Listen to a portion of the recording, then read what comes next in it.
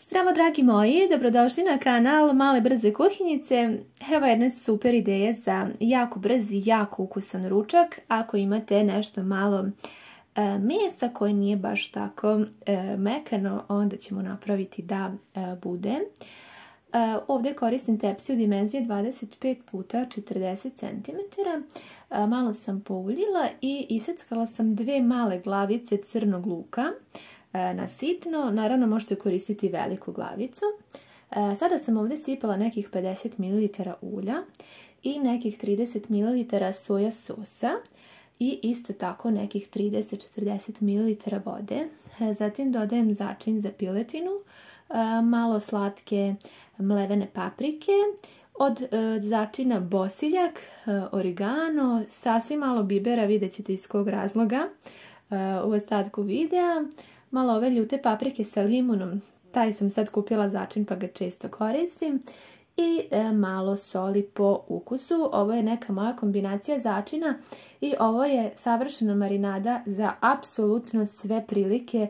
Bilo što da pripremate, da li povrće, da li meso, da li u rerni, da li u tiganju, najbolja marinada koju sam ja ikada isprobala i zaista jako često pravim. Ovdje imam nekih malo više od pola kilograma krompira i seckam ga na onako malo sitnije kolutove i stavljam u ovu marinadu. Zaista bude toliko mekano, a toliko sočno da predlažem da isprobate ako niste. Ja sam nešto slično pripremala sa piletinom, ali ovo je također odlično i moja topla preporuka da isprobate. Pored krompira ja ću koristiti 3 ovako paprike. Ja obično kupim kilogram paprika na početku mjeseca i onda ih koristim u raznim ručkovima. Imate pakovanje u Maxiju i uzimam također jednu šargarepu. Iseckala sam je na jako tanke kolutove. Također sve to stavljam u ovu fantastičnu marinadu i preko krompira. Naravno vi možete koristiti neko drugo povrće po vašem ukusu, a i ne morate, možete samo krompir i luk. Sada imam još 2 štapića od celera i njih ću također iskoristiti da će savršen ukus i savršen miris. I sad koristim neku malu ljutu papričicu. Prvo sam mislila da stavim celu, a potom sam iseckala samo pola jer sam se plašila da ne bude previše ljuto. Sada ostalo nam je polovina ove marinade. U nju dodajem 2 velike kašike kisele pavlake i malo paradajz pirea.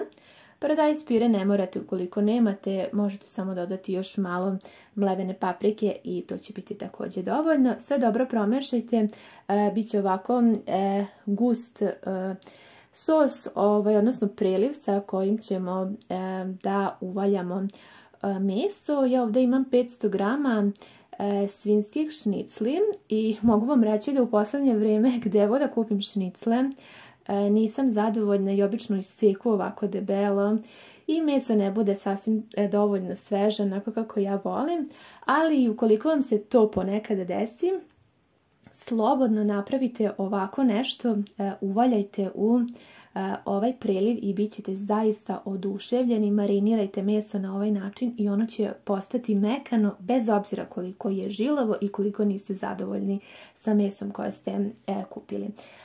Od ostatka ovog preliva preliću naravno meso i ovdje sam sipala nekih 50 ml vode i sipat ću ovako pomalo svuda u tepsiji da dok se povrće i meso peče ostane sočno i mekano. Za sam kraj uzimam papir za pečenje, dobro sam ga pokvasila i sada ću ovako da ušuškam meso i na taj način ću da pečem. Rernu sam uključila na 200 stepeni još pre početka same pripreme i sada ovaj ručak nosimo na pečenje. Ovaj predivno sočni i ukusan ručak ja sam pekla sat vremena i 15 minuta. Nakon 30 minuta samo sam preokrenula meso i nastavila tako da pečem. Kada je prošlo sat vremena, papir sam skinula i još 15 minuta onako zapekla da bude malko rešio, onako kako ja volim. I želim zaista da vam pokažem koliko je meso mekano. Bez obzira što je bilo onako žilavo, toliko je mekano da se apsolutno raspada, da vam praktično ne treba ni nož i to ću vam sad prikazati u ostatku videa.